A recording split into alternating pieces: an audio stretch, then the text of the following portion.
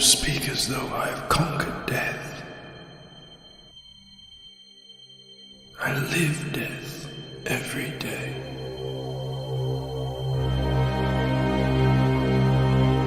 I am surrounded by it,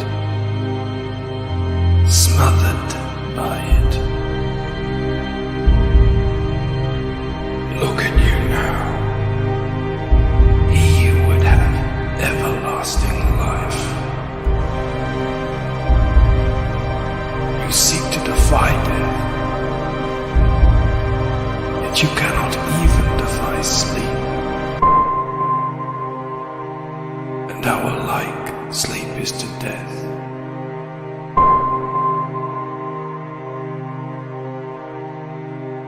It is a painted death.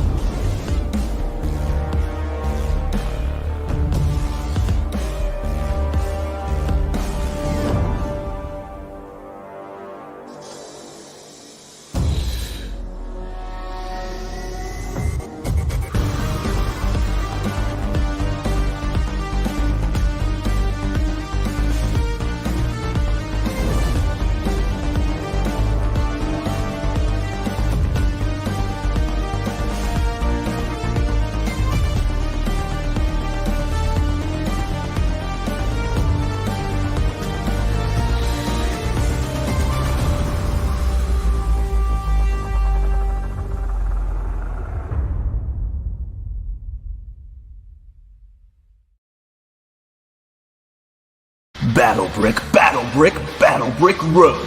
The Battle Brick Road to 100K begins now. You're not in Kansas anymore. Wait, what? Eric Weathers literally lives in Kansas? The Battle Brick Road to 100K. You're not in Kansas anymore. But Eric Weathers is. Be a part of it. Let's make it happen. The Battle Brick Road to 100K. We'll sell you the whole seat, but you'll only need the edge. Battle Brick Road, only on Indiegogo.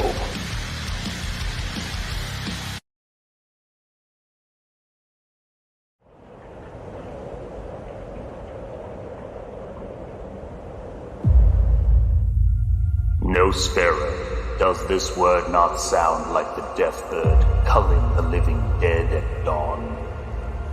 It is the name both ghouls and demons dare not say, for they know it means death for the undead.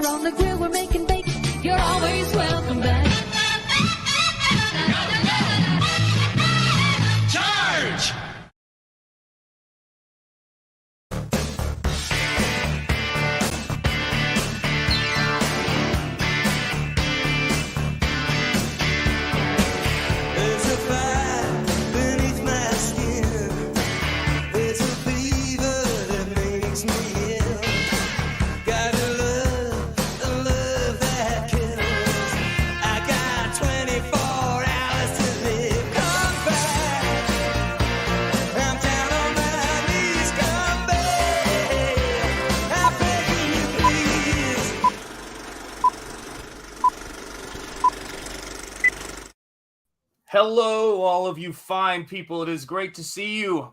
I hope you're having a wonderful Friday. I'm having a good Friday so far, working hard, working on Nosfero, and every single page of this book is turning out to be more pulp goodness, and I can't wait to show it to you guys. I honestly can't wait to show it to you guys. Every time I think about the stuff that I love and the pulp and all of the things, and I think about what is the next level for this stuff, for what we can show. What can Comicsgate do that other people can't do? What can indie comics today do that other people can't do, for that matter, that we aren't doing? I just go, time to do it. That's it. Phenomenal. I love that. Yeah, hail Michael Bancroft. All right, let's see who we've got in the chat here and see if we can't sort this thing out. So let's see. We have got John first and foremost. It is great to see you, my friend. We have got McGregorable J. It is great to see you, McGregorable J. We have got, let's see who else we got. Stephen Rockwood Drawing. Always a pleasure to have you here. Prater7, good morning to you, my friend. Hail, General Piggy. It is great to see you, too. Let's see, Prater7 again. Dragon Pisces, good to have you with us. Scottsley, hail, and what is up, my friend? It is great to see you here. And let's see if there's anybody else I've missed in here. Louis Fillet, how are you doing, my friend? Good to see you. And hail to you as well, and hail to the chat as always. And let's see, Nikatronis, good to see you, my friend. How are you doing? I hope you're well. Good stuff, Comicsgator. It's great to see you. Yeah, it's Friday and we made it. You are darn tootin', as they say. Yeah, hail chat, absolutely, and hail to you, good stuff, Comicsgator. Let's see, we've got John, we've got Zach Fernandez. Good to see you, Zach. I hope you're having a good one. Anthony Gonzalez Clark, it is good to see you as well. Let's see what else we've got. I think we've got everybody here. Oh, wait, nope, it's Courtney. Sorry, jumped on me. It's Courtney's Fellowship of Oddballs. It is great to see you, Courtney. I hope you are doing well. And yes, indeed, thank God it is Friday. Absolutely. That is something that happens every Friday for me. I'm always thankful when we make it to another Friday. So yeah, so I was sitting down, I was working on Nosfero. I've actually been working on it really hard for the last couple of days. I mean, not that I'm not working on it hard every single day, but for the last couple of days, I've been looking at, the pages that I need to get, done, and the story and where it's at. And, as you guys know, I'm a big fan of Frank Frazetta. I'm a big fan of pulp art. I'm a big fan of Todd McFarlane. I'm a big fan of Dave Stevens, all of these great artists. And the thing that sort of dawned on me as I was working on this book was is how much, and this has been true the whole time, how many things that I think of doing in a story, and then I realize, or I'll think, I could do this, I could do that. And it's sort of like it's half measures, so to speak. And I think it's one of those things to where, we'll get to that. It's one of those things to where you realize that you're not pushing it as far as you would if you just said, this is mythology, this is fantasy, this is what comics can do, this is what fantasy art can do. So what the snake is doing is it is kidnapping Laurel. And to do so, the supernatural snake is swallowing Laurel whole. That is what is happening right there. So the snake that you were seeing in the previous pages, that is it doing what it does. And the idea of that, when I was thinking of it, I go, what would be an image that when you get to a page of Nosfero, and I remember listening to Todd McFarlane say this kind of stuff, and he would talk about how every page should have an impact panel back in the day with the comics book greats videos that were on VHS. And of course, I just sat, 1 foot from my television screen on my VCR, listening to everything, hanging on his every word, because I was a huge Todd McFarlane fan. And what was so interesting to me about it is when I go to paint this stuff and I think about what I'm going to do, I just go, I just, these visuals come to me and I think this has got to be like a serpent eating a person, eating this, beautiful sort of damsel in distress, for a literal, very distressed right now, silhouetted by a moon. It's everything epic about it. And I've got sitting on my desk here, for anybody who's wondering where I've got sitting on my desk here a model, a replica of a Titanoboa eating a crocodile. And so I have that. That's put out by a company called Rebor. I have that sitting on my desk. And I always think, gosh, it's such a terrifying thing. And I've been thinking about it ever since they uncovered, I want to say, I don't know if it was in Brazil or if it was in Argentina or where it was, but they dug up a enormous anaconda. I mean, it was ridiculous. They had to use, they were excavating for a building, and this thing's head was, as big as my desk. It was just insane. And there's something terrifying about that. And there's something epic about that. And there's also, much like, as a student of Joseph Campbell, in a sense, watching those old videos, it's the idea of, my anaconda don't want none, is what Stephen Rockwood says. And Stephen, I would agree with the closing line or the second line after that. Let me tell you, I am a big believer. And so I would look at, that kind of stuff, that kind of fantasy stuff. And I would think, what do you do when you can do anything? And so the metaphor of the serpent, which is the symbol of change and in mythology, and someone being swallowed by the serpent, and then in a sense being kind of reborn, going back really to Jonah and the whale and all of that kind of stuff. And then the idea of them being silhouetted by the moon, which is another symbol of change. All of this stuff is great. It's interesting. It's analytical. But when you're making the work, it just sort of, when you're in that zone and you love mythology and it's a living thing to you that you're not, in analysis with all the time, it hits you. Like, all this stuff hits you, and you guys make this possible. You guys make this possible. And someone, I posted this page. Oh, geez. Thank you, Scott. Gosh, you guys are amazing. Yeah. And I got to put these on screen. I'm sorry. I always forget. John, I ever saw a movie where, yeah. Oh, yeah. It was never the same. Yeah. That'll affect you. Yeah. How much longer will the Indiegogo be in demand? I haven't been able to back yet, but I'm going to have to get this book. Yeah, it's going to be up for a little while longer. I'm going to let you guys know when I wrap it up, because I want to wrap it up before it goes to print. And then I want to do, once it's at the printer, I'm going to probably do, I don't know. We'll see.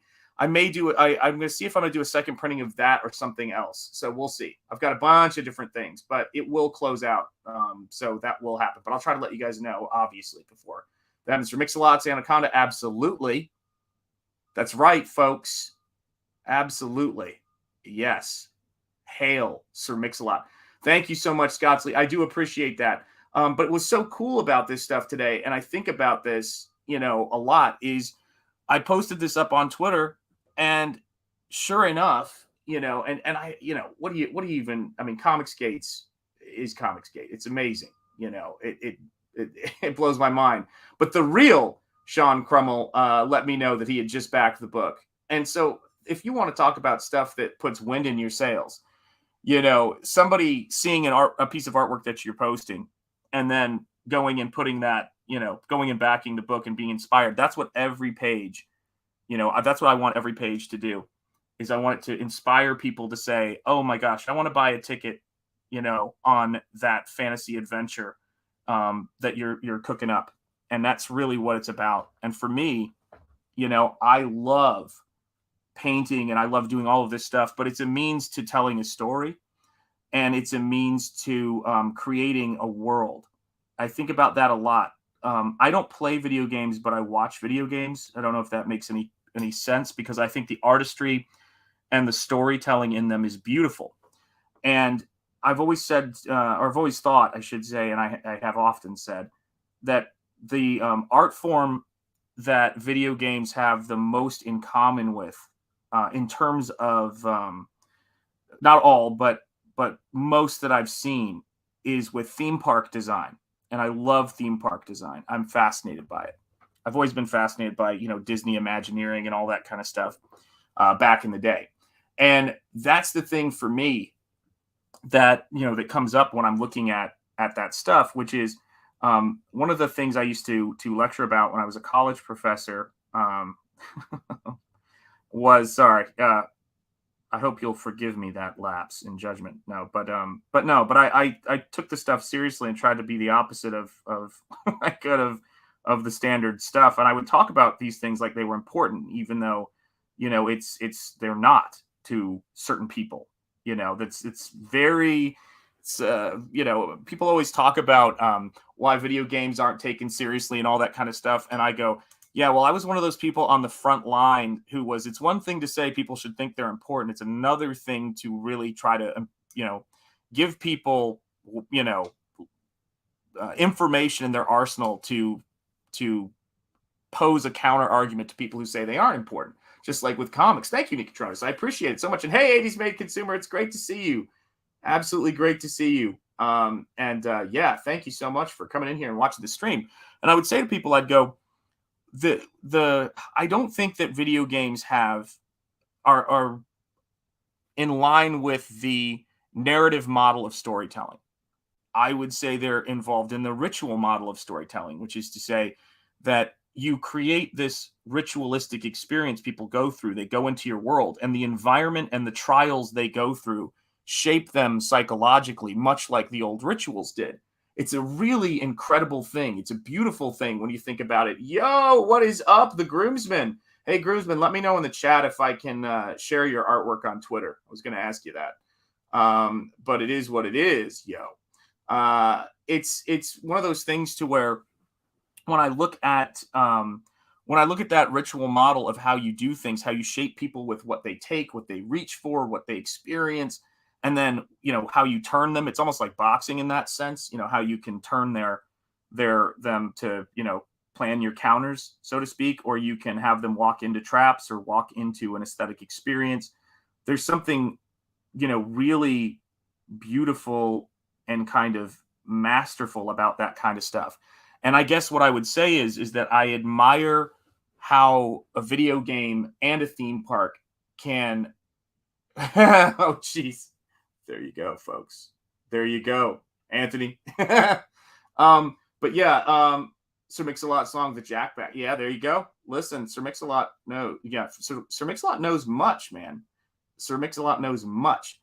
But when I look at this stuff and I'm trying to figure out like what to do with the work and how to figure out, how to put that stuff together, my attitude is, put the work together and, think about it in those terms so that when somebody opens up the book and Comicsgate's great about this is when somebody opens up the book, you want to have them and the package, I should say, that you send them, you want it to feel like it's something that's great, and you're walking into it, the groomsman, most times I've got a hair trigger. Yeah, absolutely. Sometimes you got to be quick on the draw. I thought I'd be dead. He put the gun to my head. This is what he said. He said, I'll ride with you if you can get me to the border. The sheriff's after me for what I did do. Anyway, you guys know the song. Paul Revere, y'all. What is up, Improbi? Good to see you, my friend. Or Improbi, I think. I'm trying to see if I can figure that one out. On top of it, yes. Hiya, absolutely. Yeah, everybody's here hanging out in the chat. And it is good to see you. Good to see you. So I started thinking about things like when you see a piece like this and you are looking at it and you're reading it, so to speak, I want it to feel as though you're walking through this space, that you can see that as you go through this space, there's this, there's this depth of field to it. And at the same time, it's kind of got to work as a two-dimensional, illustration, obviously. So it can't be, it's not like I can actually do what a video game does. Let me just adjust that a little bit. There we go. I can't do everything a video game does because that's not the art form that I have, here that I'm working with. But I can learn a lot from them, and I can learn a lot about just the beauty of the concept design of the background work and things like that. And I'm always sharing, artists who work on video games with friends of mine who do digital work because I think particularly of an artist like Eric Weathers, who's doing some breathtaking stuff right now. If you're not subscribed to his channel, do check it out. That's where I do the CG team every Tuesday, and it is a blast. And we were talking about how his work is evolving in a more painterly direction, and that's what's so great about it, and that's what's so fun, And that's what I'm always trying to do. Hey, always good to see you too, brother. That's what the fun part of this whole thing is. Okay, cool. Yeah, it's okay for you to post it too. Post it, my friend. Post it and link to me, man, and experience it all. So yeah. Yeah, great to see you too, my friend. Lunch stream, that's right, Son of Liberty Radio. And a tip of the hat to you, my friend. It's great to see you here in the chat. Absolutely. And everybody check out Son of Liberty Radio's channel on YouTube, by the way. Do give him a sub. And if we've got any mods in the chat, feel free to drop the link to his channel in this stream. Good dude, and good to see you, my friend. So yeah, when I'm working on this stuff, the other thing that affects me and has really raised the game in terms of all of our imaginations is what Peter Jackson has been able to accomplish at Weta, from King Kong to the Lord of the Rings, and the stuff that he's done on The Hobbit, the character animation, and the beautiful concept artists that he's gotten together on all of those projects. And by the way, I include Industrial Light and Magic's work on Pirates of the Caribbean, which I think was incredible stuff. Yeah, hashtag Team Johnny Depp always. Thank you very much, folks. I know, to quote Ben Shapiro, I know BS when I see it.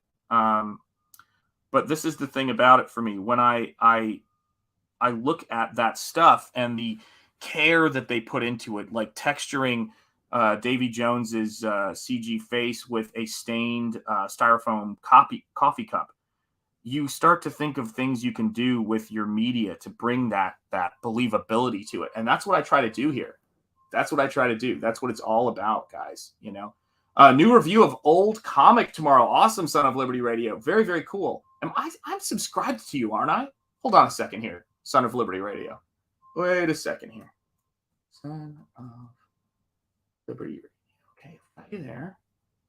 Why isn't that coming up? Hang on a second here. Whoa, let's see here. What? Son of Liberty Radio. Subscribed. What happened there? How was I not subscribed to you? I demand a recount. I don't know. So yeah. So let's see here. What do we got to do here? So I'm just taking a look. Let me see here. All right, cool. So yes, so everybody subscribe. If I was going to try to get the link in here, and I can't find. Could someone do me a solid and see if we can get that sorted? Let's see here. There we go. All right. Yes, that's right. Yeah, one for comics, one for drug policy. There you go. Yes, everybody's saying hello, hello, hello. Everybody's saying hello. Yes, I have two channels. Okay, well, I clicked on the channel that was off of your Twitter. I hope that's the right one. So let me know. What is up, Odin? Good to see you, my friend. I hope you're well. Yeah, Weta is just better. There you go. Yeah, I have to say I love the stuff that they're doing. Thank you, Stephen Rockwood. I appreciate the link there to Son of Liberty Radio. So yeah, that's the thing for me.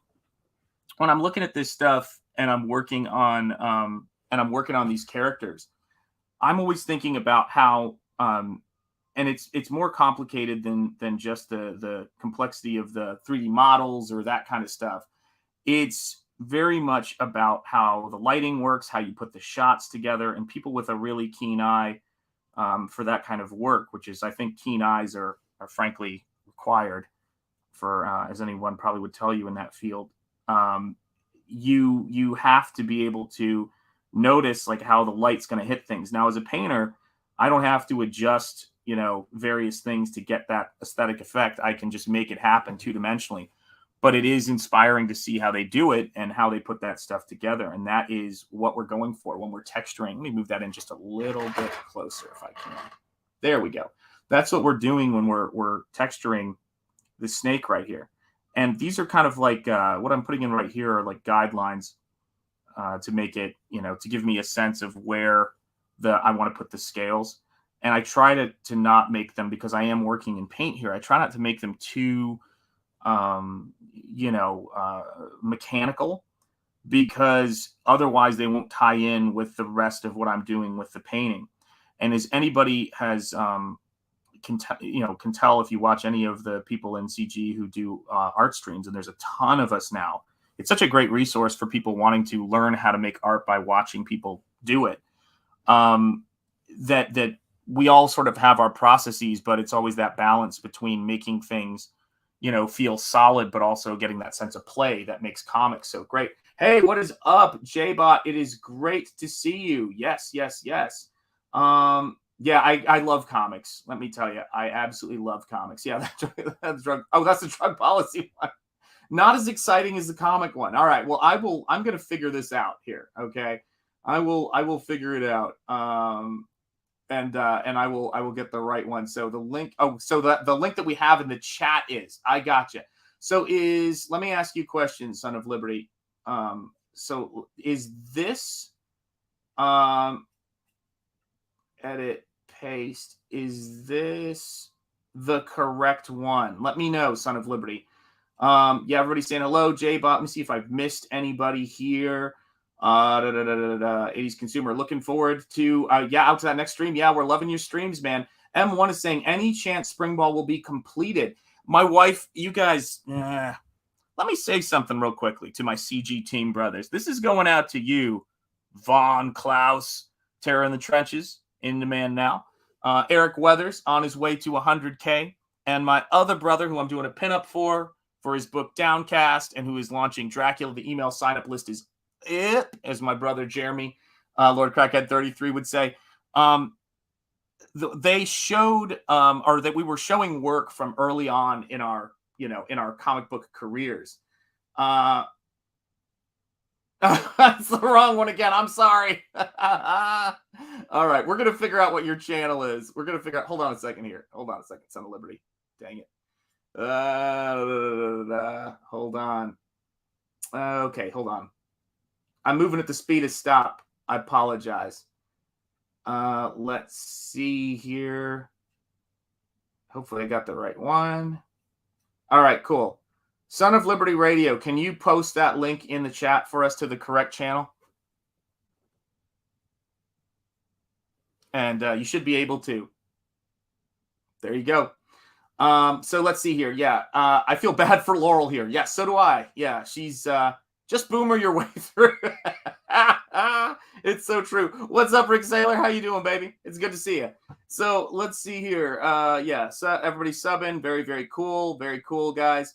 Yes. So let me see where I'm at here. Yes. So spring ball getting completed. So because those guys moving at the speed of Shanth is the new phrase. Yeah. Oh, it absolutely is. Yeah. I only got one speed. But I've got tiger blood. No, that's Shane Davis has got tiger blood. So where was I even? Oh yeah. Oh gosh, where was I? I forget where I was sentence wise. Spring ball. Yes. So, so those guys, my brothers on CG team, showed we were showing the work, like our formative years in art, and I had forgotten how much comic book work I've done, both independent and professional work, and they had never seen and didn't know really any of the stuff that I had done. So it was kind of a fun stream for us, and obviously we hadn't seen any of each other's childhood work. And when I showed them the 2-issue indie comic I did over, at this point now, over 2 decades ago, they were just like, how many issues do you have? I said 2. And there's, I finished the story because we couldn't keep doing it. And yeah, so my wife had just been talking to me about that book the other day, going, maybe you should put that out now. Maybe you should just like wrap it up and put that out. I was like, I don't like draw in that style anymore. It's too funny. So I don't know, man. If there's an audience for it, I would do it, but I would want to make sure I could complete it, and it's weird because I don't draw in that style. So it's a strange situation, to think about. I mean, I could draw in that style, but it's so, it's so different than what I do now. I'm so out of practice on it. So I haven't used a nib or any of that stuff in ages, so we'll see how it goes. Do the spring ball painted then, punk. Yeah, we'll see, groomsman. We'll see. Let me see here. Lafayette would explain a lot his doctor should know. Yeah, Shanth has paint coursing through his veins. I have Slim Jims and soda coursing through my veins, so I don't even know. Can you post your link now that you're modded? Yes, you are modded, Son of Liberty, just so you know. I made it a little easier. But we'll be talking Batman special number 1 there. Yes. So yeah, you are modded, so we can make that happen. Are you talking about that McFarlane-esque comic you did? Every comic I did is before that point would be absolutely McFarlane. So that's everything. But yes, it's a love letter to Spawn, McFarlane, Spider-Man, and all the stuff I loved back then, all the comic stuff. I still do, but it was just crazy. Thanks for asking my question. I'd buy Spring Ball completed in any style. There you go. Well, thank you so much. I appreciate it. Spring Ball is ink and nib work. Yes, it's ink, nib, and a little bit of brush work, but I was trying to work with nibs like my heroes on that book. And now, if actually, you bring up a really good point. The kinds of pens that most of us use now, whether it's the Faber-Castell Pitt pens, or it's the Copic, pens, or Rapidographs, or basic variations on that, technical pens, do make certain things a lot easier. But pen and ink work is as you guys know, is very, very labor intensive in certain regards. I know a lot of people think this is labor intensive, but it's really what fits with your stylistic and what your sensibilities are. So for me, the stuff I'm doing right now is it feels very easy and natural to me. I mean, it's complicated in the fact of all the drawing and painting things you have to do, and shot composition, and then trying to get that aesthetic beauty into it. But it's I wouldn't say that I think it's just a difference of, if you give somebody who works one way naturally a different material, they're gonna have to walk it through a different process than they would if it's just, to me, this is just like just like riding a bike. Every time I pick up a brush, and actually I should even say, the first time I learned how to mix paint so that the consistency would work, which was one of the biggest obstacles that I think a lot of people face, it just was like second nature. And people were like, wow, you paint. Hey, what's up? Good to see you. And there's Zach Fernandez there. I saw your first comic. Seriously, bro. Thanks. I appreciate that, Zach. Thank you. I got to read. My wife says I'm not allowed to nope out on comments that are positive, so I have to read them. I saw your first comic, Seriously Pro, right out of the gate. Thank you so much, Zach. I appreciate that. Nibs are so tough. You're absolutely right. Phil, what's up, brother? Hail the chat. Hail to you, Phil. Stippling seems really difficult to me. Yes, absolutely, John. It seems really difficult to me as well. CG Vacation sign up. I'm going to have a pin up in there. So Phil, for those of you guys who don't know, Phil, as Dale Keown recently announced, is going to be writing with Dale the next chapter of Pitt. So he's just been announced as working with Dale Keown on Pitt. So that should be pretty exciting to anybody who grew up in the 90s and was a huge fan of Pitt, like I was, and many of you guys were.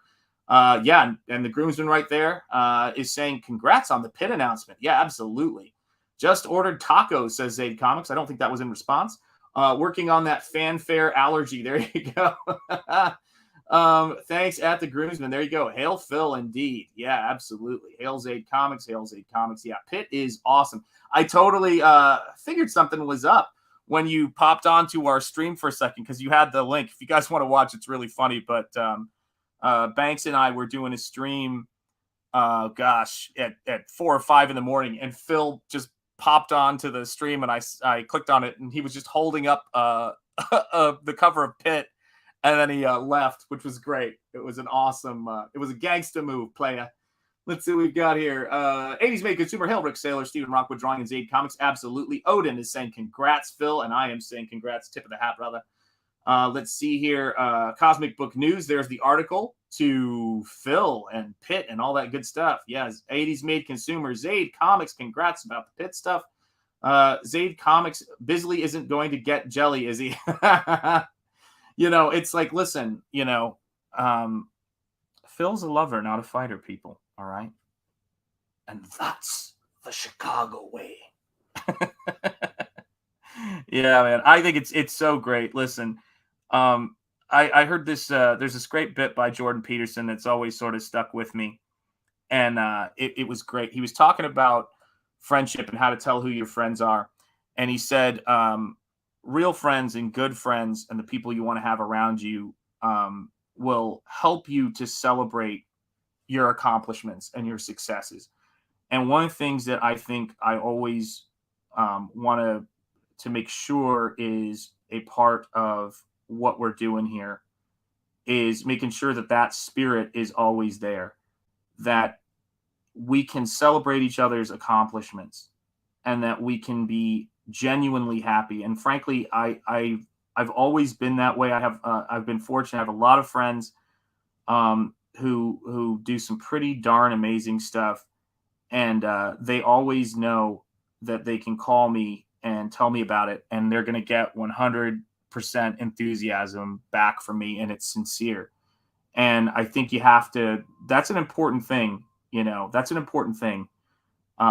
Is to to the people that you're close to, the people you care about, is to take a moment and say, have we celebrated that? And I can't overstate how proud I am and of Phil for all the amazing work he's done as just a brother in this whole art thing we're doing, this whole comics creative thing we're doing. I'm proud of him as an artist and as a writer, to be, and proud to share streams and share this trade that we have together and share conversations about pulp. And I'm so thrilled for him that this opportunity that is well earned through hard work ethic, and passion has come his way. It's very deserved and it's awesome. So congratulations, brother. If I haven't said it yet, congratulations. Yeah, absolutely. Let's see here. Bisley and Keone. God, I'm tired. Keone, I need to get hooked on phonics, are my two favorite comic book artists. Maybe Bisley doing a Pit cover. I'd love to see that. Yeah, absolutely, Odin. And yeah, absolutely get him doing some work there. That's for sure. Have you guys done the Untouchables? No, but I want to. I love the Untouchables. I've watched it recently. I think that Sean Connery's performance in that, and Kevin Costner as well. But I always think of the advice that's there and the mentoring advice that Sean Connery won deservedly an Academy Award back when it was, it's more legit. So yes, absolutely want to do that. Bisley would be awesome. Phil, how does the new Pit book end? Yeah, exactly. Can you give us the ending real quick? And then we'll leave you alone. Brick Sailor. Hey, ladies made consumer. Let's see here at Zade Comics. Now that you're besties with Steranko, perhaps you could get one from him. Oh yeah, absolutely. I want to see Steranko do anything, frankly. His stuff is awesome. He gets a nose. There you go. That's the ending. He gets a nose. There you go. Let's see here. Rick Sailor, Zade Comics, Bisley Keone collab. Oh, so juicy. Yeah, that would be awesome. Hail the Groomsman. Hooked on Phonics works for me. Absolutely. Yeah, exactly. I should do the trailer for that, except for they'd lose business. Do the Sean Connery impression that we know you have, Sean. Yeah, absolutely. Gosh, what was his thing? Oh God, I can't do it. I don't know if I can do it under pressure. Let me think if I could do it. That's a good line from him. Shoot. See if I can do it. Oh, enough of this running shit. That's my Sean Connery. I love that line for that movie. Yeah, The Untouchables is awesome. Absolutely right. Absolutely right. Yeah, if you remember that part of the movie, it always cracked me up. It's you guys bring out, dare I say, the worst of the worst or best of me. I'm not sure which one it is. But yeah, Sean Connery, he's got his moments. He's got his great moments. Oh, listen, hold on a second here. Yeah, as Sean Connery in Jeopardy SNL skit, I love that one. I'll take I can't say that because I'll probably get struck. But yes, it is great. And then yeah, you're the man now, dog. My wife and I say that all the time. It's a joke to each other because that was the weirdest trailer ever. That was such a weird thing. They put one of ours in the hospital. We put one of theirs in the morgue. That's the Chicago way. Gotta love it. Absolutely. I think that's thanks. I appreciate it. We're doing what we can. We're doing what we can here to entertain you guys. You guys certainly deserve it. You've made it to the end of the week. Thank God it's Friday. We all have. and you deserve something to enjoy. For those of you guys who are having your lunch break, I want to make sure you guys are enjoying it before you get back to it, and you close out strong. You finish strong on the day and on the week, and I appreciate all your hard work and the time you put in. So that, and I know that that's time and hard work that goes into backing every single one of these books that are out there, and we appreciate you guys for it. We've got some of the most hardworking and industrious people in this outfit, and I love it. I love that. Let me see here. Oh my gosh, let me see. Yeah, that was the one. Yeah, absolutely. I'll do that one. That one's easier. Let me see here. Waitress, Mr. Connery, would you like another drink? Sean Connery, yes. Yeah, absolutely. I'll take swords for 500, Alex. Yeah, you gotta love that. So weird. Yeah, it is. Hey, what's up, Pops? How you doing, brother? Good to see you. Feast on some tasty artwork. That is right, guys. That is right. Yeah, hello. Yes, that was the one. That was the one that came to my mind first, not the S words, but it is what it is. Yeah, that's right. That was awesome. Yeah. Where's Nitty? He's in the car. One of the greatest lines ever. I mean, and then that great little piano music as they do the pan through the roof of the car. That movie is just fun. It is like the sequence where they go to the post office on that particular liquor raid in during the Prohibition times, which is the movie, if for anybody who doesn't know, is about Elliot Ness and the pursuit of getting Al Capone put behind bars, and it's very of its time, and it's a really beautiful film, and the score took that movie to the next level as far as I'm concerned. Like the sequence where they're playing that epic music as they cross the street, and they do that first successful raid is just outstanding.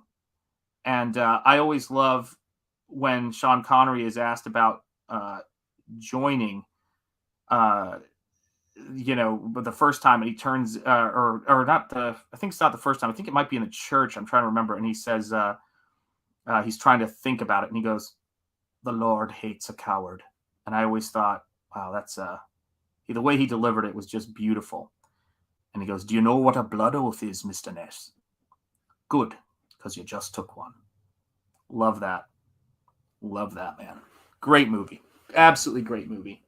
Let's see here. Let me move my glasses up a little bit. Sorry, guys. I'm losing that thing. Yeah, yeah, exactly. Perfect. Yeah, absolutely. Great movie. Let's see here. Yes, absolutely. Everybody's saying hello, hello, hello, which is always good to see in the chat. Let's see here. The groomsman. Can you do Sean Connery trying to do a Boston accent a la Highlander style? Oh my gosh, that's impossible.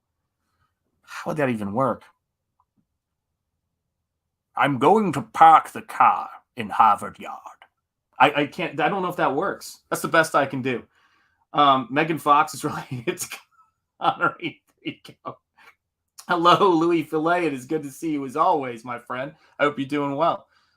So that's my best attempt at Sean Connery doing a Boston accent. Boy, that's amazing. That's a tough one. That was a tough request. You guys are something with those requests. Let me move this around. You can see one of my really great recent. That's not going to work. What am I doing? You guys won't be able to see it if I do that. But that's one of my new pulp book acquisitions, which is Mort Kunstler. And Mort did some amazing pulp covers. I've been meaning to get his stuff. I've got a couple of commissions coming up, and when I say commissions, so someone was asking me about Nosfero and the stuff I'm doing for that campaign. When somebody in CG hires me or reaches out to me about a cover, my general rule of thumb is I always make sure I have enough time, for it, for starters. But also, the only stuff I'm really doing commissions on at this moment, outside of obviously the head sketches people have backed, thank you, all 10 of those have been backed and are gone, and I'm looking forward to starting those soon. But I just want to make sure everything I do is adding to the prestige of what we're doing here, which is to say that it's next level work, it's beautiful stuff, and that people looking at what we're doing here in CG are like, wow, this is great. You know, like these guys are doing it. So I always kind of see my role when I'm doing this stuff is to create stuff that is going to introduce younger people to pulp, people who already love pulp to CG, or to have them go remind them of why they love CG so much. And at the same time, if there are older fans who have gotten out of comics because they just don't see anything in there that speaks to them, I want to get them to say, oh my gosh, look at this. Someone's doing, they're doing classic pulp here. So I want to try to help, what we're doing grow as big as it possibly can in terms of its audience. And that requires me to, make sure I'm doing what I do well, and then I'm bringing my A game to it. And that's really what it comes down to. Let me see here. Oh, wow. It jumped a little bit here. The colors on this page are beautiful. Thank you. Frazetta vibes. I love Frazetta, Odin. Love Frazetta. I've got Frazetta book here. I've got Frazetta books all around me. I've got a statue of a Frazetta piece, the sun goddess over there. I've got, I love Frank Frazetta. I can't overstate that. The artist who's had the biggest impact on my work of all time, if I really sit down and say it, is Alphonse Mucha. But Frazetta brought the into my life in terms of seeing someone with art. He brought the sexiness, and he brought the adventure and the power. And that's what I love about that stuff. Do you know what I mean? He changed my life. His stuff has changed my life. You did it, Sean. If you need motivation, I would have said, do it for poor Laurel. Absolutely. Yeah. Well, this is the thing. This character and this world that you guys are backing, and that you guys are making, helping to come to life, and you're making, every time someone backs this book, it is making my life so much easier, and my work on this project so much easier, because it's every bit helps. There is not a single bit that doesn't help. And but when I'm painting this, these characters, unlike a lot of the entertainment that we see today, these characters, all of them, are forged in adversity. They all have life-changing experiences with the supernatural, and they come out of it in the way that I write and the way I think about this stuff. They don't come out of anything unscathed in either, well, it can either be physically or psychologically, but they come out of all of this stuff stronger. That's what matters to me the most. Is I'm not a cynic. I don't believe in creating work designed to alienate people. That's not what it's about. It's about inspiring people. Yeah, absolutely. Anatomy of the Mix. Hey, Sean, good to see you. Just got my golden acrylics. Nice. And Crescent Canvas Carbon back seems to lean a little cool. Does Mars Black lean to the warm side? Ooh, that's a good question. I'm using Liquitex Ivory Black, and I am a little out of practice with my golden colors. And with my dyslexia, I'm worried I'm going to tell you the opposite. You know what? I don't know. I'm sorry. I can't. I don't know for sure. But I'll see if I can find out from somebody who uses them. I'll ask my studio mate. Let's see here. Louis Fillet of Noshant was quoting Connery saying, "Oh yeah, Blood Oath. That's right. Yeah, that's what that was." Anatomy of the Mix. Yeah, there you go. Hello, Shant. How much are your page layouts inspired by? Oh, the liquidity of Gene Colan.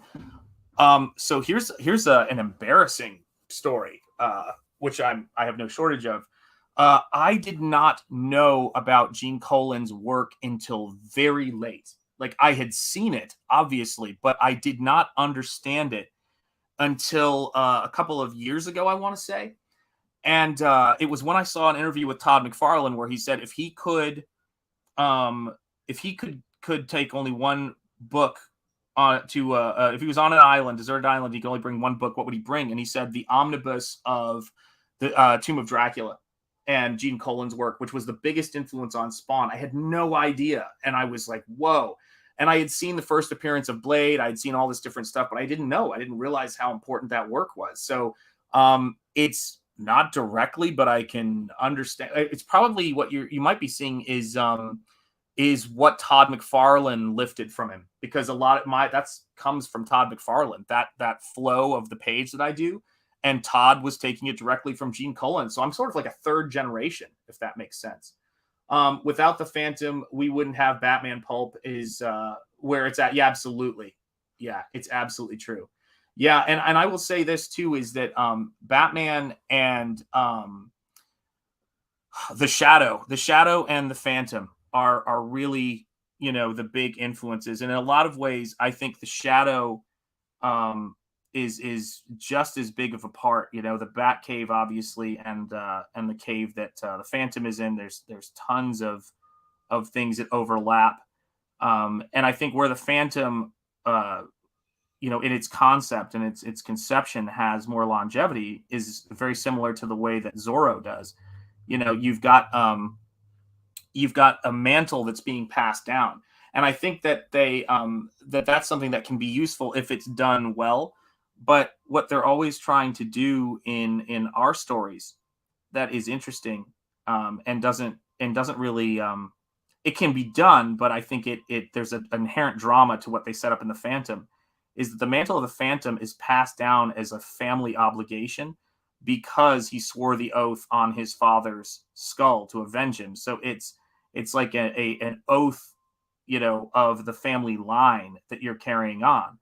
And that opens up all of those great dramatic opportunities of, being put into the family business, and all that kind of stuff. And I think that it's one of the things that the weird requirements of a Phantom, if you think about that, which is fascinating to me, is a Phantom is required to marry and have kids in order for this to go on. And that is mind-bending to me. It's like a narrative plot point, yeah, the Shadow knows. That's right.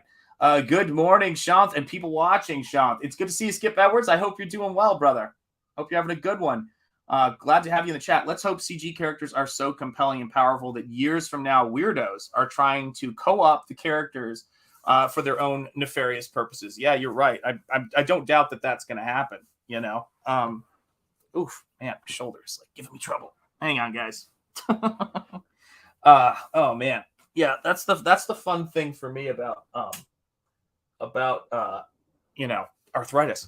So yeah, I mean, I think so. But I would say this already: the influence of CG is resulting in people using the model that was created by Ethan and John and your boy Zach and all of that stuff. So clearly, it is what it works. Can't argue with success. Moreover, they never get them. Yes, exactly. That's right. Hey, Skip Edwards, Art. Good morning to you. Absolutely. Everybody's saying hello, hello, hello. The Skull Cave came before the Bat Cave. You're absolutely right. The Skull Cave is so cool. It is such a great idea. I think that the layer of a hero is very important, and Nosfero, lives in a crypt. So that was one of the things that was important to me, is that he lives out in a mire for all intents and purposes, that is similar in name to the Grimpen Mire from The Hound of the Baskervilles, and he goes through the mire on a hound for that very reason, because I love Arthur Conan Doyle's Sherlock Holmes. And so, yeah, it's just, the myth is so important. All of the great stuff that influences. I have some Gene Colan. Yeah, the thing I remember about Daredevil 46, I think, is a double left-handed character. It gives me hope. People love Gene despite the occasional questionable art. Here's the thing about Gene Colan, I would say, is that if he were to change any element of his stuff to make it more, perfect or correct or whatever, you would lose the greatness that was that sense of play.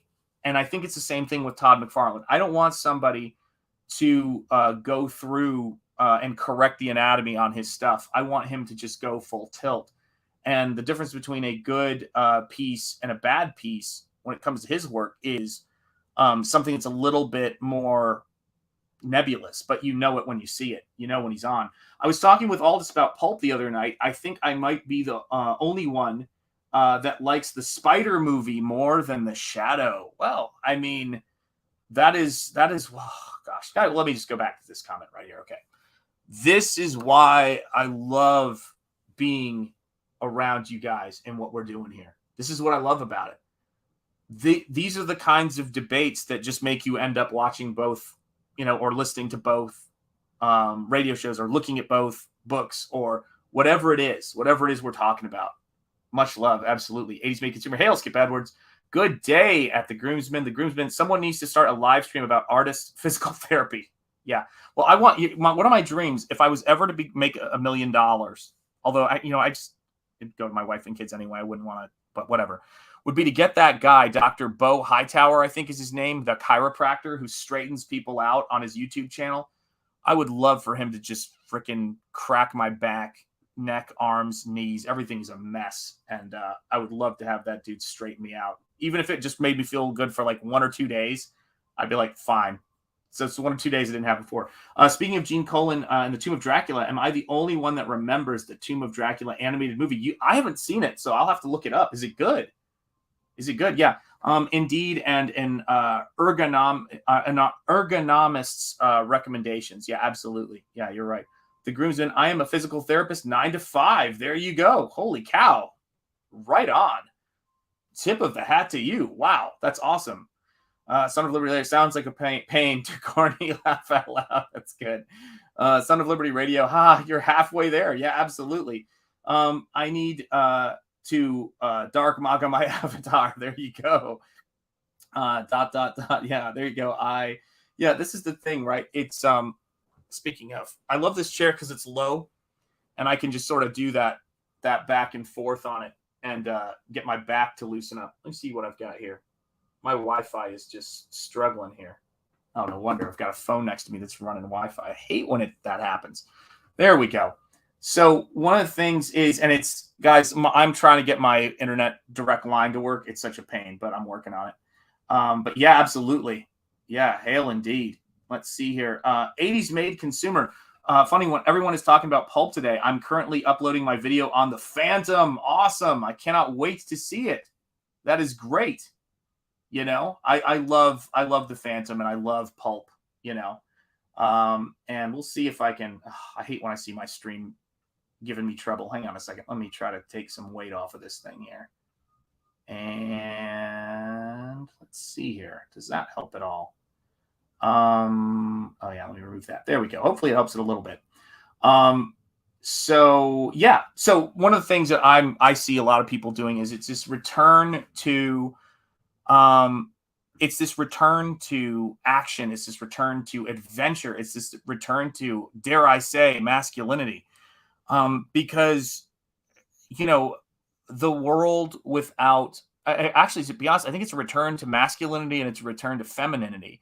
Without either one of those in the world is not a very bright and enjoyable place.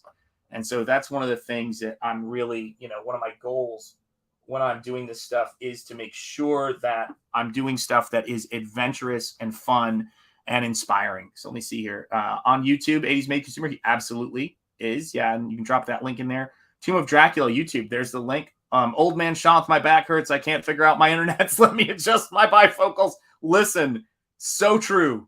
You have no idea. Every now and then, culture needs to go back to the classics. I think, yeah, every now and again, it's important to we talk about touch grass. Sometimes I think about it's important to take your hand and just shove it into some dirt. You know what I mean? Sometimes it's important to go out and just live your life and feel that sense of adventure. And that is what Pulp does.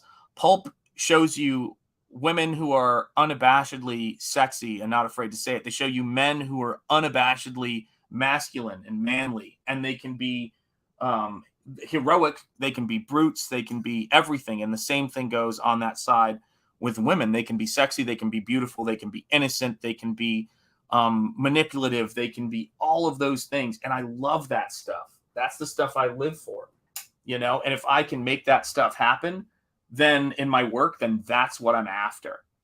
Yeah. What'd you say, Sonny? Yeah, that's absolutely right. And I think it's really the classic, the classic roles, that we have. And I don't mean the roles that I eat, which clearly I'm not skipping carbs. Looking at the past might be our future. Yeah, I think we've had enough deconstruction for a while, and enough deconstruction to last us at least a decade before we even consider going back to it, which we do in cycles. And I think people are. I'm going to move this back so I can turn my paper here. Sorry, guys. I don't mean to put distance between us. I think that we, as artists and as creators, have to meet that need. The problem is that high adventure and pulp work and art and the level of skill you need to make sumptuous pulp art isn't something that you can get overnight. It just isn't.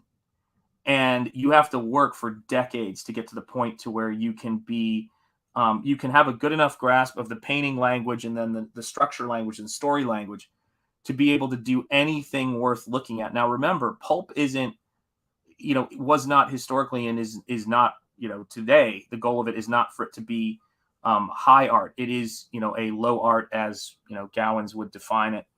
And the thing for me, as I look at pulp and as I look at this work, I try to keep myself in that, I try to keep myself in that zone of remembering that, going back to what you said about Gene Colan, if it can't be done pretentiously and it can't be done self-consciously, it just has to be done. It has to be done, and you have to do the painting and you have to do the artwork and feel that whole thing until it's second nature to you. And I feel very lucky. I had no idea we were heading in this direction. Certainly when I got into this stuff, over 20 something years ago, I had no idea that this was going to be a thing that anyone would be talking about. I didn't think YouTube would exist. I didn't think I'd have a cell phone. So there's many things I didn't think would be the case. And here I am, doing this stuff. But I will say this, is that everything that is in this book is also informed by where we are now and all of the great work that's being done globally, whether it's stuff I've seen that I've liked in manga or stuff I see other places. So it's not as I'm sure you guys can tell, it's not a nostalgia project, or I don't think it would work. It has to be, an artist has to be of their time, and because that's the one unique thing you have that any other artist didn't have, which is you have an awareness of what your time is and what people are experiencing now, even as you go back to the past. A period movie from 1990 or 1980 is different than a period movie from today, because it's got to, in some ways, capture the imagination of the people now as opposed to the people then. We don't make period pieces, and I'm not making pulp artwork for the adults who were reading it back in the day, because they're either not with us anymore, or they're they may not even be interested in it. I'm making it for the adults of today. I'm making it for the young people who might be captured by it today. And that's why I want to give you guys something new, not something that you've already seen, which is why you have sequences like this. The interesting thing for me about Nosfero and its pulp is it brings things into it like ancient Egypt, and it brings things into it like, prehistoric snakes. So this isn't some giant, anaconda or some giant boa constrictor. This is, well, in a sense it is. It's a titanoboa. And this timelessness of things going forward in terms of time marching on is important for this work, because we're dealing with vampires. We're dealing with ancient civilizations. Yeah, I love that. Sorry, that just kills me. Yeah, hail Louis Fillet, Rockwood drawing, huh? What you say, Sonny? Yeah, exactly. Yeah, and there is a link to 80s Made Consumers channel. Absolutely, John. Yes, looking at the past might be your future. Cool, thanks. Zaid Comics website and store, back issues, art, and the butt book. ZaidComics.com, right on. Yeah, check out ZaidComics.com. That's why I keep coming back to your streams. Oh, wow, thank you. I appreciate that. That's why I keep coming back to your streams. Oh, wow, I appreciate that. I got to keep reading. My wife will yell at me about that later. Your streams, your art is amazing and reminiscent of the great artists of the past. Thank you so much. Tip of the hat, 80s Made Consumer. Yeah, you guys are the best. I do appreciate it very, very much. And you know, I all I can say is I will always be putting the work in to make sure this is the best stuff I can make for you guys, because I love comics, I love fantasy art, and for me, you know, that's been the stuff that's driven me, you know, all of these years as an artist, is to you know, is to take work and to take the paints that I use and the pigments I use and make something that is is more than just the materials it was made from. And whether you're working in Clip Studio or Photoshop or, you know, traditional or digital, it doesn't really matter in any real sense outside of, do you well, one, you know, it's about what people's preference is, and some people like both, some people like one more than the other. Not for us to say which one, you know, you should be into. Damn it. That's going to be my response to that. Can we get can we get some love in the chat for Neil there? Yeah, but that's one of the things. Yeah, he was 80 years old. Well, a master of the field. Hats off, hand on heart. Thank you, Neil Adams, for your amazing work. Godspeed, and I'll see you on the other side, brother. Yeah, what an artist! What an amazing artist! And yeah, it was great that he graced us with his presence and with his creativity. And we've got a lot to do. We go forward. We make it happen. Odin says, agree. I said Frazetta earlier, but also feels like Jeffrey Jones. Yeah, Jeffrey Jones' stuff is amazing. Yep, seconded. Yeah, great artist. Legend. What a legend. Yeah, indeed. Indeed. Let me see here. All righty. So I'm going to get some more value in here. Gosh, my Wi-Fi is just giving me so much trouble. See, we've got all this construction going on here and outside, and they mess with our internet sometimes, and they're digging up the street in front of my house. I'm trying to get a solid line put in, but everybody is, so I'm on a waiting list to get this thing sorted. So fingers crossed we sort it out. But I definitely need my own line for this stuff. But it's, you know what it is. It's like, you know, one bureaucratic battle at a time is, generally speaking, our philosophy in this house. We're just like, what do we got to do next? What thing do we have to do? So anything that gets in the way of painting, usually, you know, gets put a little bit on the back burner. But, you know, with streaming and seeing you guys and making sure we get the best picture we can get, that's got to be a priority. So we'll make it happen. Yeah, what a brilliant artist. Yeah. Whoa, indeed. That's awful. He was a staple at every con. Yeah, I mean, these guys love it, man. They live for it. They've given us so much, and we love them. Yeah, it's great stuff. Hopefully we can use the classics to break some of the negative cycles. Yeah, here's the thing about the great thing that the classics have as an advantage. The reason they're classics is because they speak to something that's at the core of us, at the core of humanity, and we can no more resist them when they're presented to us effectively than we can resist breathing, than we can resist drinking water. And I really think that it is our ability to, you know, move things past this real dark kind of period that we've been in, of nihilism, of deconstruction, of dismantling the Western canon and Western culture, of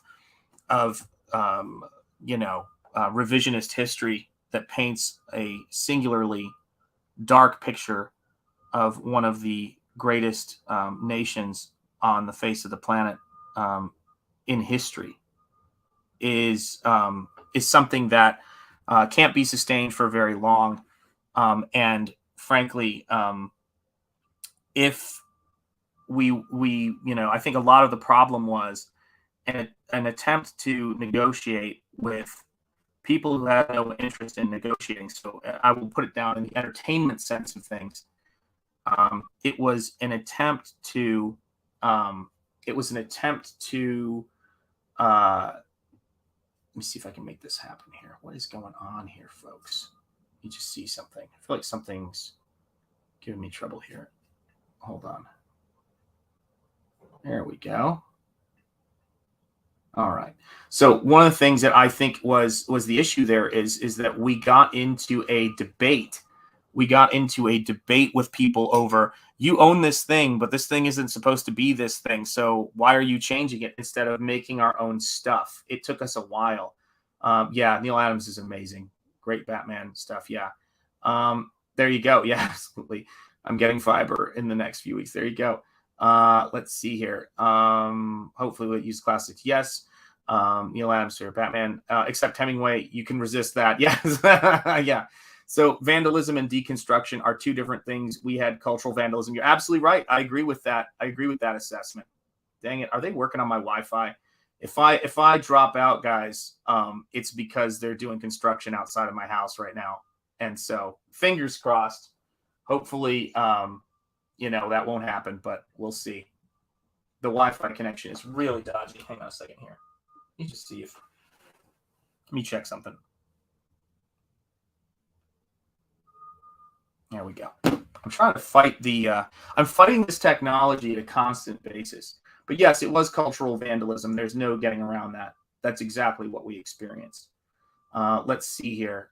Punish Fabio. Yes, very true. Absolutely. Yes. And by the way, Punish Fabio, it's good to see you here, my friend. John, I love having alternatives. And even though I just talk about comics, I'm always trying to bring the classics to a new audience. You're absolutely right. There we go, Dragon Pisces. It's great to see you. And so, yeah, I mean, that's the big thing, right? If we don't have alternatives they have the power to refuse, you can't ever have a good faith argument, And so that's the big problem that we're running into, Hang on one quick second here, guys. One sec.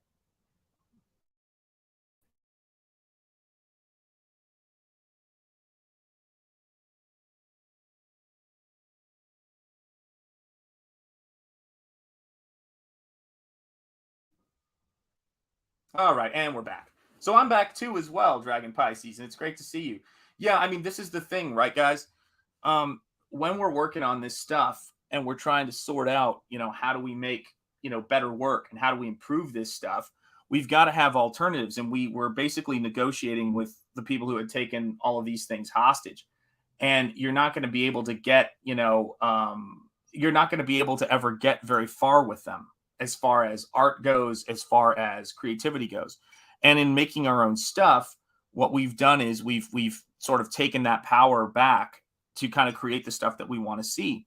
And while we were debating and arguing and being told by people who knew very little about the things they were, trying to dismantle and yes, vandalize, which I think is an absolutely perfect way to put it. They were gaining more ground and they never had any intention. So every time, one gets thrown, a nostalgic, reminder of what the thing once was, it adds more time to the clock of letting it go. And then they do way more damage in that time. And that is the thing that I've really come to realize is that, it's you can't negotiate with people who are not interested in negotiating with you. That is not what there ever was an interest in doing. And it was always intentional. It was always overtly stated. And as we learn more about it, and as we learn more about what's really been going on behind the scenes, and that what many of us saw from the outset was not conspiracy, but was in fact reality, we understand, like, well, what are we going to do to take steps to make sure that we're not fighting on that doesn't work, that we're not fighting on somebody else's ground. When we try to do things, we should independence and independent ownership of capital is what capitalism is about. And capital can be a lot of things. For me, it's about having equity in the character that I'm making. So it's Dale Keown's Pit. It's, Todd McFarlane's Spawn. It's Ethan Van Sciver's Cyberfrog. It's, my Nosfero, the Crypt Walker. And that is what it's about for me. Ownership of individual property is a huge aspect of what this country is. I mean, not huge. It's the thing. Because you got to believe in private ownership, and you've got to believe in the your own individual liberties. and your liberties are defined by what you have the ability to at least in my opinion anyway, claim as your own. And property ownership is a major part of that, huge part of that, because you and your belongings, once they're property of the state, you're property of the state. And so once your pop culture is property of an ideologue, it's not what it was anymore. And it's very hard to move on from that kind of stuff. But that's why I like looking at the older stuff that corporations, the old stories and not the new stories, the things that were created before these things were eroded. And that's where I get my inspiration from. That's the big thing. Oh, wow. I missed a ton. Sorry, guys. I went off on a tangent there. Oh, yes. I will do a she piece. If Billy Tucci contacted me and said, hey, I'd like for you to do a piece for she, I would say, yes, I'd be there with bells on. Oh, my gosh. All these people are here. Hang on a second. John, having alternatives. Yes, I'm back. Are you Never Wake at 3 a.m.? Yes, Rob Arnold's channel is great. I love his channel. Hail, Dragon Pisces, Devil Flyer Momentum. Hail, Big Man Shop. Hail to you, Devil Flyer Momentum. And a tip of the hat to you, my friend. Yeah, everybody's saying hello. Hail to you, Duarte. Good to see you, my friend. I hope you're doing well. Gosh, look at you guys. It's so great to see you guys. Thank you for coming in here. Rob Arnold has a great channel. Absolutely. Yes, She Sakura by Billy Tucci. Billy the Teen Sensation. And speaking of, when I did Billy's intro on Ethan's channel, the person singing Valari is the late Bobby Riddell, who passed away this past week. So much love. We take our hats off to Bobby Riddell. Thank you so much for all the wonderful music, and thank you for your performance on Disney After Dark with Annette Funicello. Much appreciation. It was good stuff. Stephen Rockwood drawing. I feel like these CG streams are building up a generation of vampires. It absolutely is true. Let's see here.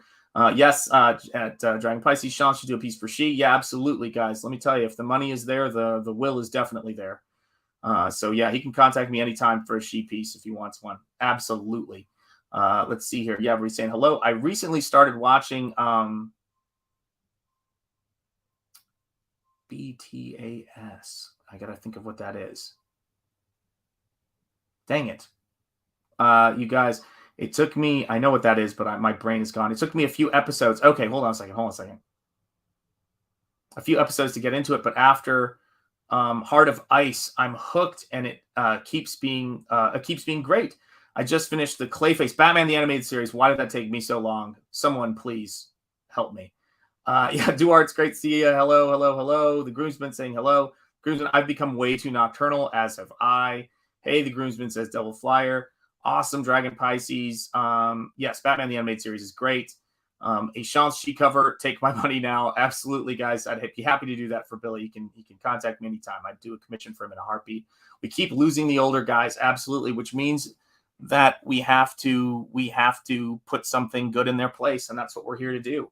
Traditional skills, and I mean that in terms of storytelling and bringing this art form into the future. That's all it is. And it's funny. It's not you just have to kind of just show up every day to your desk and work. That's all they did. That's what made all this great stuff. Shump, I know you're mad. I know. Listen, buddy. It's the streaming that's taking my brain. Fully converged corporation devotes significant resources to social causes that have absolutely nothing to do with its core business activities. Yeah, goes without saying. Batman the Animated Series. Everybody's like saying Batman the Animated Series. All rights are property rights. Yeah, you're absolutely right. Yes, no doubt. So yeah, this is the whole thing, right? Is that as more and more characters go into the public domain, a lot of this stuff is going to sort itself out. But at the same time, they are so derivative in and of themselves. All what we have to do in order to make those next great things is dial up our creativity and look at all of the amazing things out there. And it's not, I can't, you guys know this. I know we've got some creators here in the chat. There's always some intellectual process that's involved in it, but it's not like I sit down and go, what would people, you got to hang your chin out a little bit. You gotta stick your neck out in that sense. And give it a shot and see what you can do. But if you live in this world of pulp, if you live in this world of comics, if you live in this world of fantasy and adventure, that's a natural part of it. That's a natural part of what we do here. Anatomy of the mix. Yes. Yeah, absolutely. Without a doubt. Yeah. And it's very true. It's very true. So that's the thing I would advise everybody, to just think about. Live in this world, back books in this world. The more people who are supporting Nosfero, getting the word out, which you guys are all doing, and it's my responsibility to get the word out too, without a doubt. That is, and two, it's my primary responsibility. But you guys help so much. We're creating the next generation of work, of creativity, of art. And sometimes I think, as is often the story, we lose sight of what is important to us and what things we want to fight for. And when I say fight, I should say something even more important, because we see a lot of people misinterpreting fighting as flailing in the darkness, and you don't even know why. I see a lot of the people who are the cultural vandals. They're just angry and they're in the dark and they're just clawing at everything they can. I think what we have to do is know what we're working for, know our why. They say that if you have a why, it can overcome any how. And I really believe in that. And it's something that my brother-in-law asked me. Really good dude, works in the steel industry, terrific guy. And when I hung out with him after I resigned from my college teaching position, my full associate professor teaching position, that was a principled move, guys. That was a principled move. I was talking to him, and I was talking to him about what I was going to do, and he says, "Do you know what your why is?" And I said, "Yes, I do." And he said, "Then go do it. Go do it. Make it happen." And that's what we've been doing. And it was a leap of faith. There was definitely some prayer involved with my family, with my wife, and certainly day of the launch. We were all together. But I could have had no way of knowing what was going to, that it was going to go like this. And I'm very grateful, very grateful. I thank God every day, when I go to this drawing board, and just work to conduct myself as best I can, as wisely as I can. So let's see here. Sean, I'm inspired. Oh, thank you. Oh my goodness. All right. I got to read it. My wife she's like, read them. Let's see here. Sean, I'm inspired by you and what you are doing. I think I'm going to paint my book with my figures being animation cell overlays. Very cool. Awesome. That is great. And thank you for that. Freedom is, greater than capital. Absolutely. That's for sure. I think that liberty is better than all of those things as well. But I agree with you 100%. All rights are property rights. Yeah, there you go. Yeah, you guys. I mean, there's so much intelligent conversation here in the chat, and there's so much humor. There's so much joy and laughter. When you put all those things together, you get nothing short of life. And I think that people who are coming into our streams and hanging out with us, one of the things that they're looking for is a reminder of the vitality of life, of living conversations, of people who are passionate, people who care, and I know, and I try to remember who I said this to, because I've had a lot of conversations with people in the last couple of days. But when I found the first step for me was finding the Fandom Menace. And when I found them, because I was like, am I going crazy? Like, does anyone else see how completely nuts all this is? They're destroying Star Wars. They're wrecking pop culture. They're telling stories that make no sense for the purpose of forcing, ideas that they claim are good just because they think so, and they don't even make any attempt to write a compelling story. All this stuff drives me crazy. Absolutely. And one of the things I will tell you is it really has affected me that way, is to have those people. And then I found myself, doing videos for Ethan, helping him with intro stuff. And it is what you feed grows. Absolutely. What do you say to those who confuse the realistic route with the easy route? Let's see here. Wow, that's an interesting one. I would say it's the difference between the pragmatic route and the expedient route. That's what I would say. And I think a lot of people choose expediency over the route that is to make something solid. And I'll paraphrase a quote from one of my favorite movies. If you want to sell comics right now, do the expedient thing.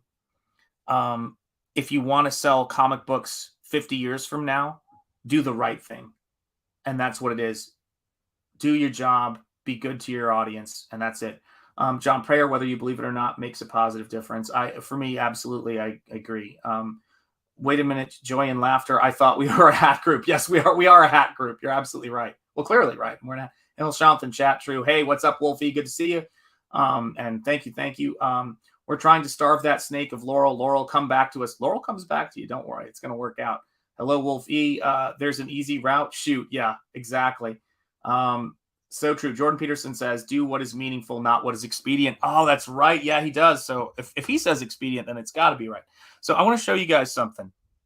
I'll probably crash the stream doing this, but it's one of those moments that reminds me, I thank God for and reminds me what this is ultimately. Oh my God, are we one subscriber away from 900 subs? Oh my God. I just went to my YouTube to go find this video and I saw that. Holy cow. Oh my gosh. You guys are crazy. Thank you. You guys are awesome. I just told you that you just saw legit reaction there to that, guys. Let me see if I can find this because it's great and it's so worth sharing. I was blown away by this. So let me see if I can do this without crashing myself here. It'll happen. Share screen. I always have to say it aloud like an elderly person. I apologize. Here you go. And it says, this stream was called, it was meant to say 10,000 hours, but it was 10,000 hours to overnight success. And it was a CG team video. And we were all showing our old work and I was showing some of my pro work. And this is what happened. So here you go, guys. This one's for you. Let's see here. Add to stream. And hey, what's up, Noah? It's good to see you, my friend. Let's see here. Add to stream. So this is oh wait, hang on a second. I got the audio off. This is me in real time having one of those amazing moments with my brothers here. So here you go. Let's watch this and see how it goes. Oh my gosh. Ooh, I like that chunk out of that chick, though. Chunk out of the chick. Yep, ghost chick.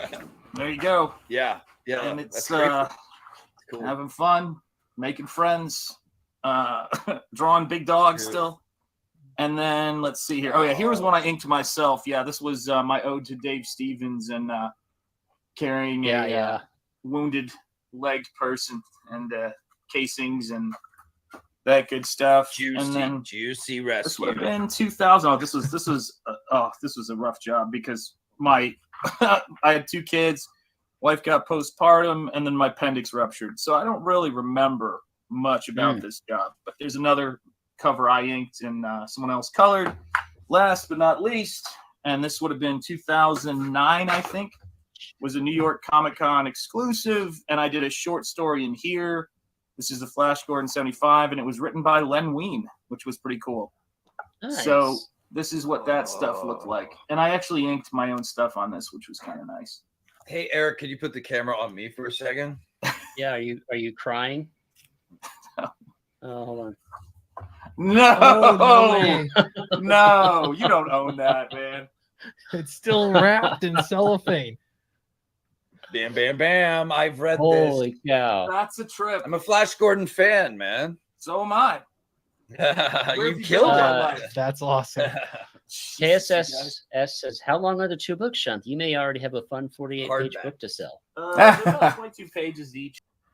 So yeah, guys, that's the kind of stuff that happens every day that makes me just stop and take a breath and thank my lucky stars and thank God and for my family and for my friends and for my artist brothers and all these guys who've been ride or die with me. Hail Teflon Ron, it's good to see you. And the fact that we're one away from 900 subscribers is amazing.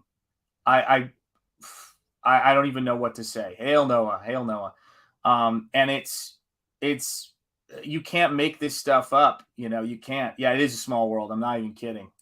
Yeah, it was amazing. It was great to be there, and it was great to see you know, see one of your brothers go, yeah, I've got that book, man. And it's, my wife has always said to me that the thing that, you know, I don't, I'm getting better at it, but I'm not particularly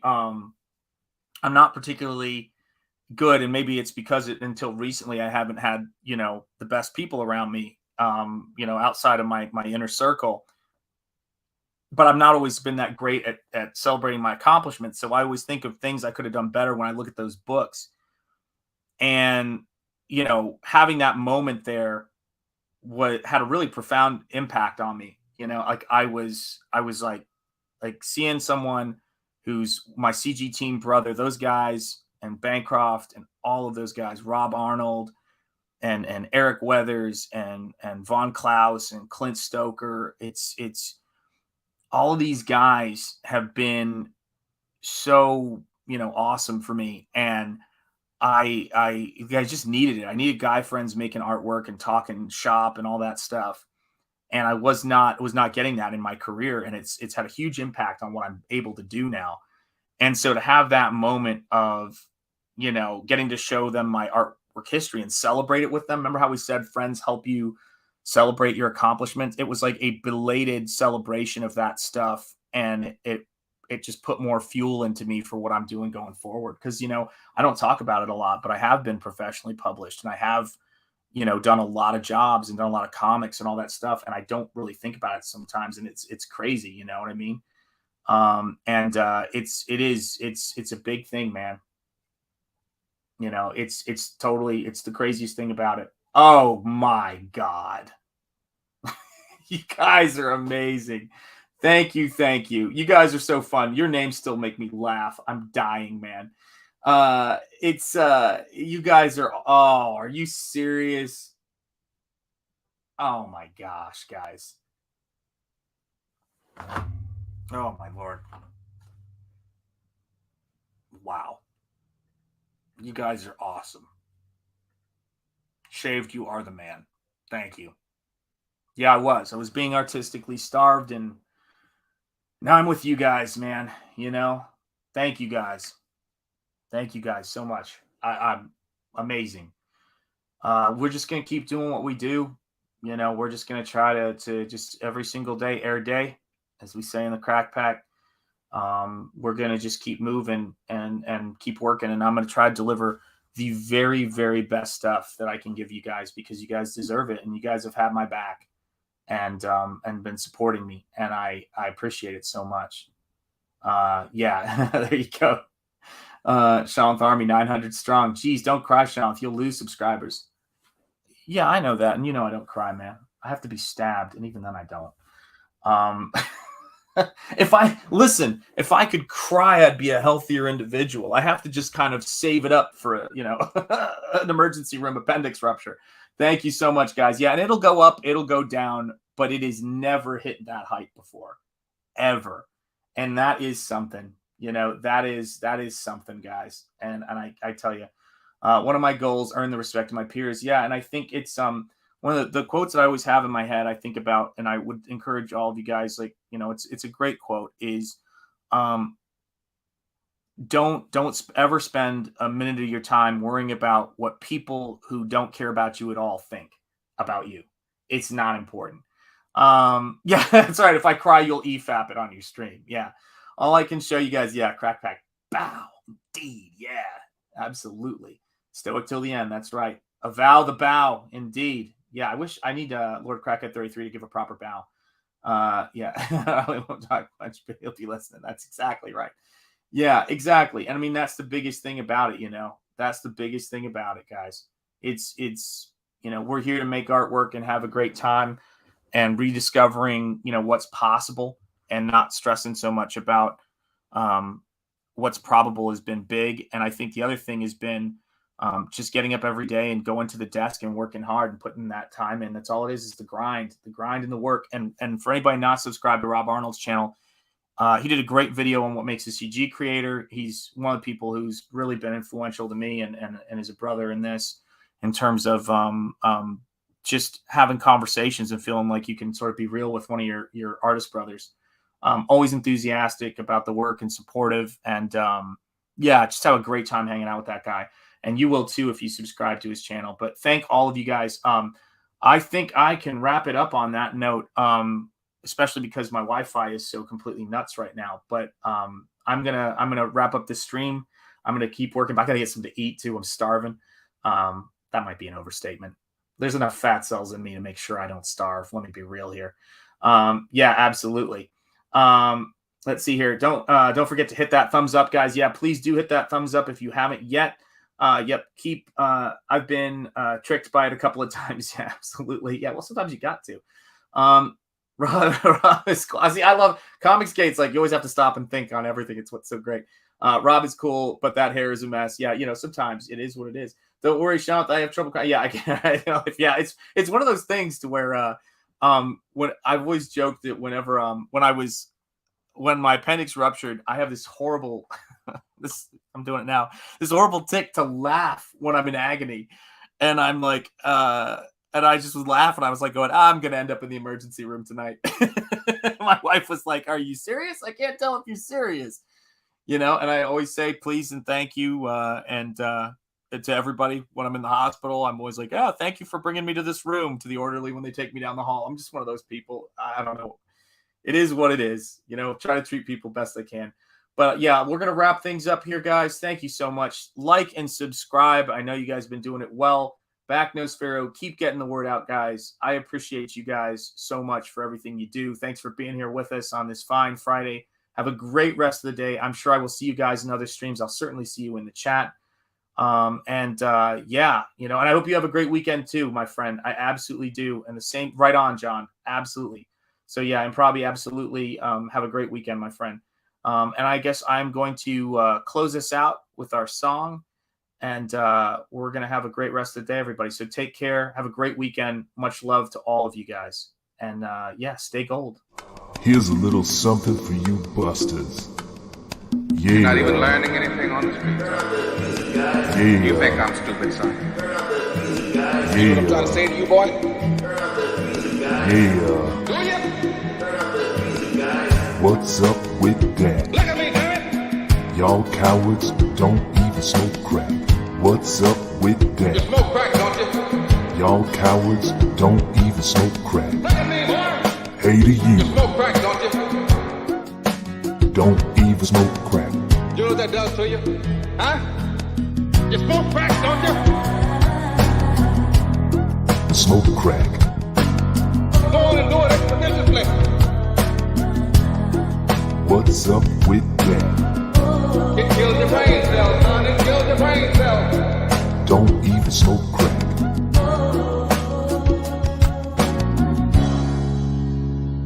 No gut, huh? I apologize. I forgot you were there. You may go now.